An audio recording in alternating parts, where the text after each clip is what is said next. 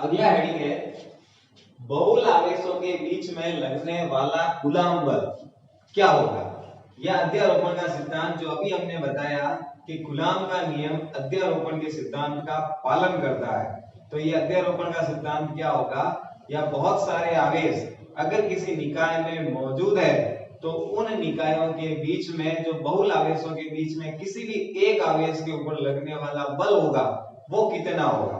तो इसके लिए हम क्या कर रहे हैं, हमने एक 3 आवेशों का निकाय लिया है, x अक्ष, y अक्ष, z अक्ष। इस 3 अक्षों के निकाय में हमने बहुत सारे बिंदु आवेशों को लिया है। जैसे सबसे पहले हमने लिया q1, ये आवेश लिया यहाँ पे, और इसकी मूल बिंदु से दूरी या स्थिति सदिश है r1 सदिश। इसी प्रकार से लिया q2, इसके मूल बिंदु से स्थिति सदिश r2 सदिश।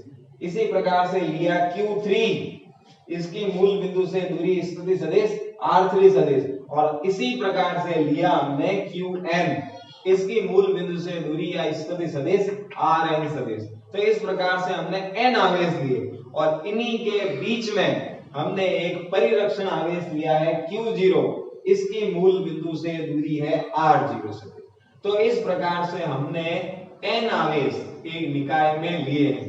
हम क्या करना चाहते हैं, इन n आवेशों के निकाय में बहुत सारे आवेश है, इसमें इन आवेशों के कारण किसी एक आवेश के ऊपर कितना बल काम कर रहा है वो हम ज्ञात करेंगे। तो हम जिसके ऊपर ज्ञात करेंगे वो हमारा परिरक्षण आवेश है q0। तो हम यहाँ पे इन सभी आवेशों के कारण इसके ऊपर कितना बल काम कर रहा है वो निकालेंगे। तो इसको निकालने के लिए सबसे पहले हम q1 के द्वारा इसके ऊपर निकालेंगे। तो हमें q1 के द्वारा जब इसके ऊपर निकालेंगे तो ये दूरी हमें चाहिए।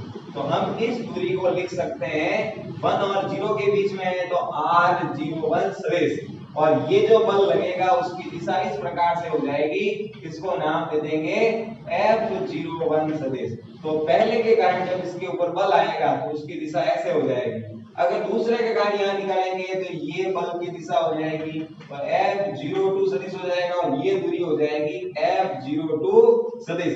तो इस प्रकार से हम सब ज्ञात करेंगे। लास्ट वाले के हो जाएगा nवे के कारण, तो वो दिशा हो जाएगी इस प्रकार से, और वो हो जाएगी F0n सदिश, और यहाँ से यहाँ तक की दूरी R01 सदिश। तो इस प्रकार से n आवेश के कारण हम इसके ऊपर लगने वाले बल को ज्ञात करेंगे। तो इसके ऊपर लगने वाला जो बल होगा वो सभी आवेशों के द्वारा लगाए गए बलों का योग होगा। इसी को हम अध्यारोपण का सिद्धांत कहते हैं। तो अब हम कूलम्ब के नियम का पालन करते हुए सबका बल निकालते हैं। तो सबसे पहले q1 के कारण q0 पे कितना बल लग रहा है, इन दोनों के बीच में दूरी r01 है, तो ये जो बल है वो F01 है, वो कितना होगा, सूत्र हमें ज्ञात है। तो F01 का सूत्र हो जाएगा k q0 q1 r01 का स्क्वायर, क्योंकि मध्य की दूरी r01 है, आवेश q1 और q0 है, तो ये मान आ गया। सदिश रूप में लिखेंगे तो r कैप, इस दूरी के ऊपर कैप लग जाएगा, ये पहले आवेश के कारण इसके ऊपर बल आ गया। इसी प्रकार दूसरे के कारण यहाँ पे बल क्या होगा, तो सूत्र हो जाएगा F02 का सदिश k q0 q2 बटे r02 का स्क्वायर r02 का कैप। इसी प्रकार तीसरे का, इसी प्रकार चौथे का, इसी प्रकार पांचवे का, लास्ट में nवे का आ जाएगा F0n सदिश बराबर k q0 qn r0n का स्क्वायर r0n का कैप। ये nों आवेश के कारण इसके ऊपर बल आ गया।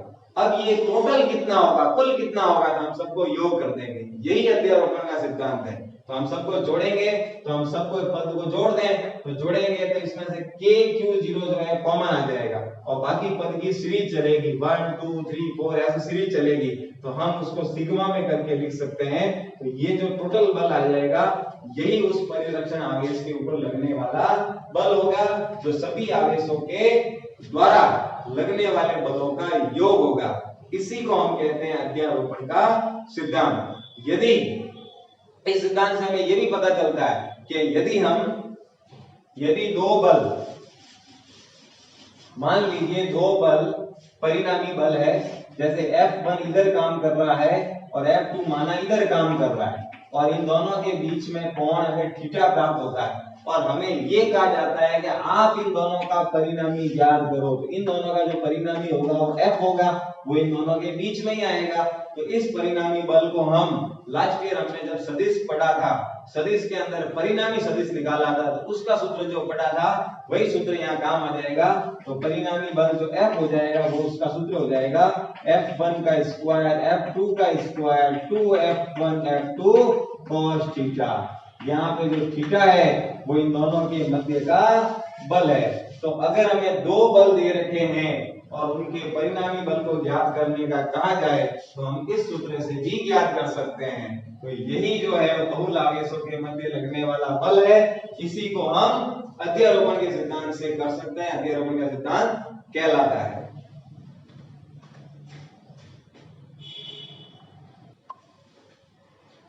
अगला हेडिंग है हमारा इस पाठ का विद्युत क्षेत्र। ये हेडिंग हमारे पाठ के नाम से ही है, विद्युत क्षेत्र जो पाठ का नाम था। और वहां हमने बताया था पहली क्लास में विद्युत क्षेत्र क्या होता है।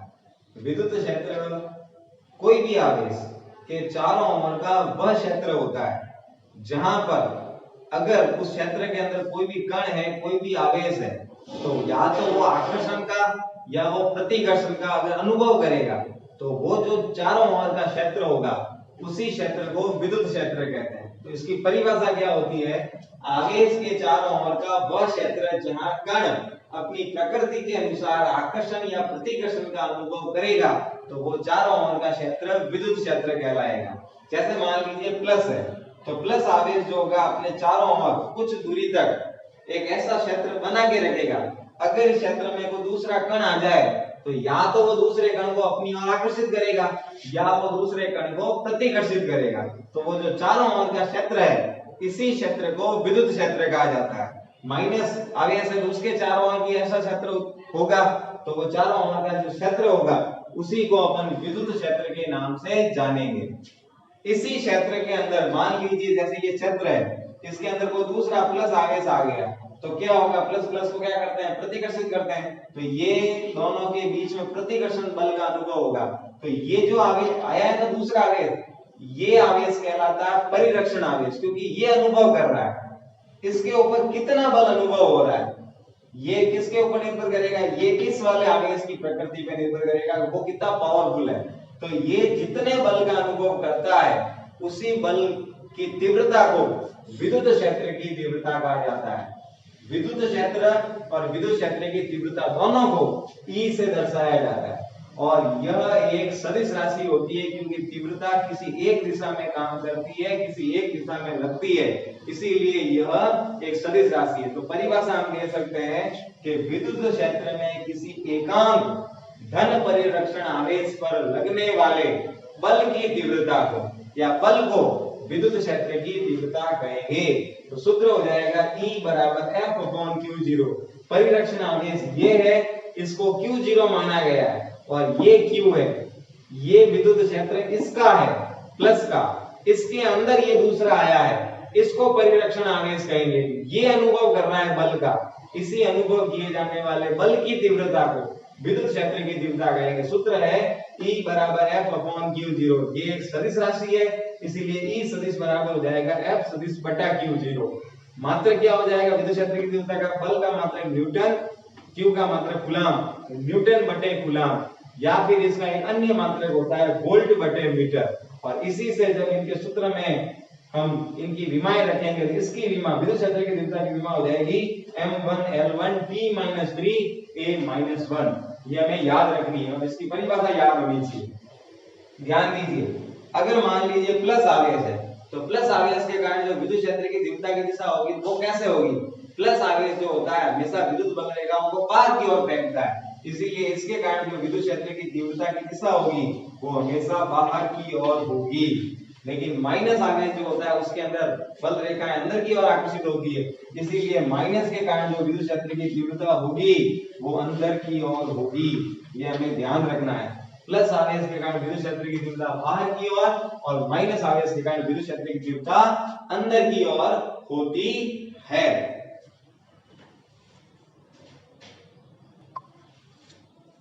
अगले हेडिंग में हम किसी बिंदु आवेश के कारण विद्युत क्षेत्र की तीव्रता का पता करते हैं।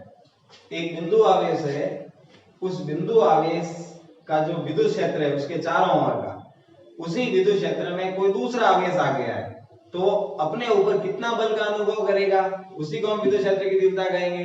तो हम उसी को ज्ञात कर रहे हैं कि एक बिंदु आवेश के ऊपर विद्युत क्षेत्र की तीव्रता क्या होती है, या एक बिंदु आवेश के कारण किसी स्थान पर विद्युत क्षेत्र की तीव्रता क्या होती है। इसके लिए हमने क्या किया है, क्यू आवेश लिया है।